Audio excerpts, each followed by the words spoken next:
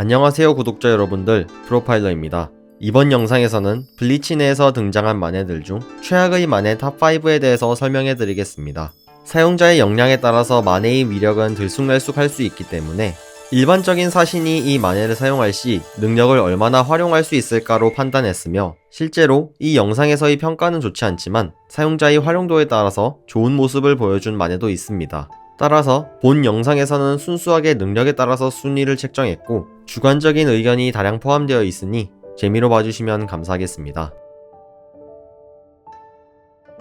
최악의 만해 탑5는 12번대 대장이자 기술개발국 국장인 쿠로츠치 마유리의 금색 소세지장입니다. 작중 모든 캐릭터를 통틀어서 최초로 등장한 만해이며, 보유한 능력은 생명체로 참백도 자체가 거대화해서 동자의 머리에 애벌레의 몸을 가진 괴생물체가 등장합니다. 몸에서 칼을 뽑아내거나 적을 씹어먹는 등의 물리공격도 가능하지만, 마유리는 자신이 조합한 맹독을 주위에 퍼뜨려서 상대를 중독시키는 것을 주 전투법으로 삼습니다. 참고로 도구의 조합법은 매 전투 때마다 마유리가 바꾼다고 합니다. 또한 마유리는 만해를 개조해서 전투 중 데이터만 충분하면 그 어떤 적이든 카운터 능력을 지닌 소세지장을 생산할 수 있도록 아예 새로운 능력을 창출해내기도 했으며, 더불어 참백도가 자신에게 대들거나 공격하기라도 하면 자폭하도록 설계하고 만해가 파손되더라도 다시 고칠 수 있도록 했습니다.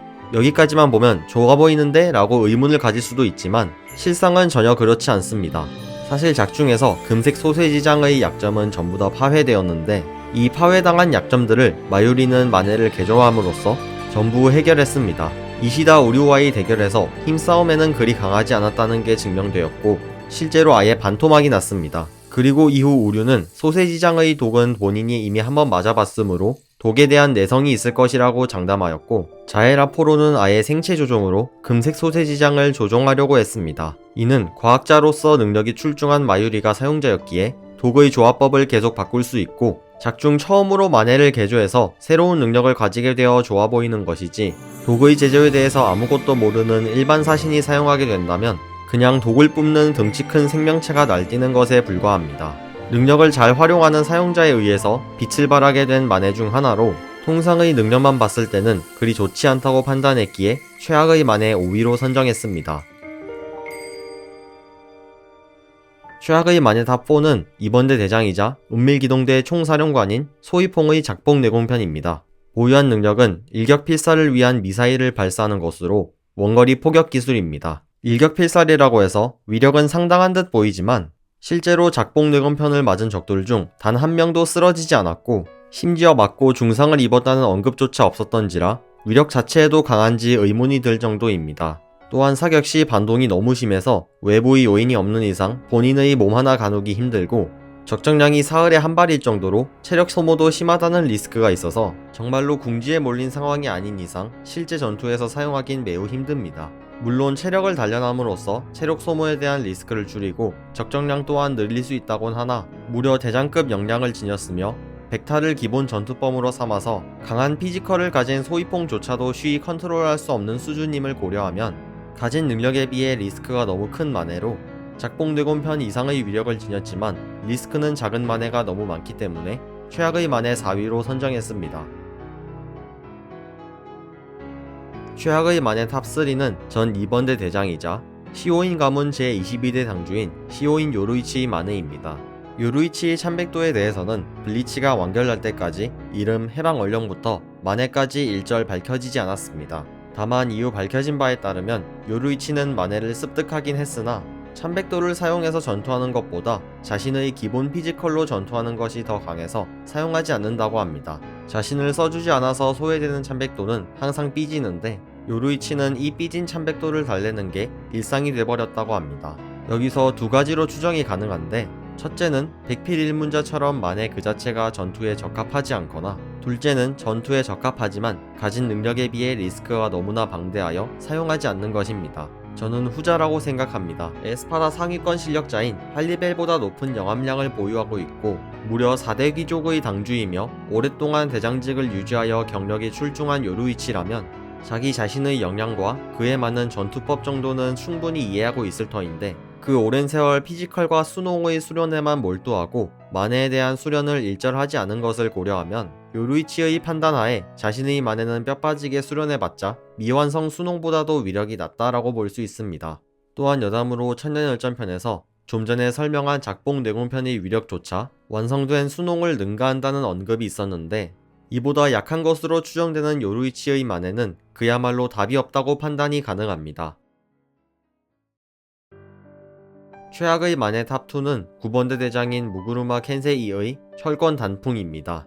첫 등장은 카라쿠라 결전에서 원더와이즈 Y 전투에서 하였으나 전투 씬조차 생략당하고 패배한 탓에 이후 천년혈전편에서 그 능력이 밝혀집니다. 보유한 능력은 폭발형 직공계로 해방시 팔뚝과 등을 감싸주는 철제 갑옷이 생기며 양손에는 너클이 주어집니다. 이 너클은 다른 형태로 변형이 가능하며 형태에 따라서 그 위력은 달라지는 듯 합니다. 시해에서의 폭발 능력이 이 너클로 옮겨지는데 철권 단풍의 주먹에 닿으면 지속적으로 폭발 데미지를 준다고 합니다. 사용자가 백타를 주로 사용하는 무투파라면 좋게 사용할 수 있으나 그렇지 않은 경우에는 정말 쓸모없는 능력입니다. 설상가상으로 이외의 철권 단풍 자체에 특수한 최면 효과나 능력이 있는 것도 아니고 능력 자체의 공격력도 특출나지 않으며 몸을 감싼 갑옷도 방어력 증진에 전혀 도움이 안됩니다. 그렇다고 신체 능력을 파워업 시켜주지 않기 때문에 더더욱 평가가 좋지 않으며 어렵사리 얻은 만해의 능력이 고작 시해의 능력을 주먹에 옮겨주는 게 끝이기에 최악의 만해 2위로 선정하였습니다. 최악의 만해 1위는 11번대 부대장이 된 마다라메 이카쿠의 용문 귀둥환입니다. 보유한 능력은 직공계로 참백도 자체가 3개의 거대한 칼날로 변합니다. 그중 가운데 칼날에는 용 모양의 문신이 새겨져 있는데 이것은 일종의 게이지로 귀등한 본체는 매우 느긋한 성격이라 만해를 해방해도 바로 본 능력을 내보내지 않는다고 합니다. 그래서 전투를 통해 가운데 칼날에 그려진 용 모양 문신이 붉어지면서 게이지가 차오르는데 이 게이지가 차오를수록 영압도 올라가고 파워업이 되며 용 모양의 문신이 전부 붉어지면 최대의 파워를 냅니다. 다만 파워가 강한 대신 강도가 매우 약하다고 하는데 실제로 만해를 사용한 첫 전투에서 아예 박살이 나버렸습니다. 설상가상으로 한번 파손된 만해는 다시 수리가 불가능하다는 설정 때문에 아예 일회용 만해라는 오명까지 얻습니다. 직공계의 능력 특성상 적과 치열한 혈투 속에서 상호간에 피해를 입기 마련인데 용문 귀등환은 풀파워 또한 참백도 성격 자체가 느긋하다는 이유 때문에 늦게 나오고 어렵사리 해방시킨 전력 상태의 파괴력조차 무지막지한 수준도 아니며 심지어 강도 또한 공격하는 용문 귀등환 쪽이 파손될 정도로 심각하게 약합니다. 바로 전에 설명한 철권 단풍과 비교해봤을 때 둘 다 직공계로 능력 자체는 정말 보잘것없지만 철권 단풍은 그나마 파손될 위험이 매우 낮아서 만해 사용 자체에는 크게 제약이 없는 것에 비해 용문 귀등환은 다른 이유도 아닌 자신의 만해가 부셔질까봐 만해 사용에 제약이 크게 생기는 점 때문에 블리친에 등장한 모든 만해들을 통틀어 최악의 만해 1위로 선정했습니다. 오늘 준비한 영상은 여기까지입니다. 재미있게 보셨다면 좋아요와 구독 한 번씩 눌러주세요.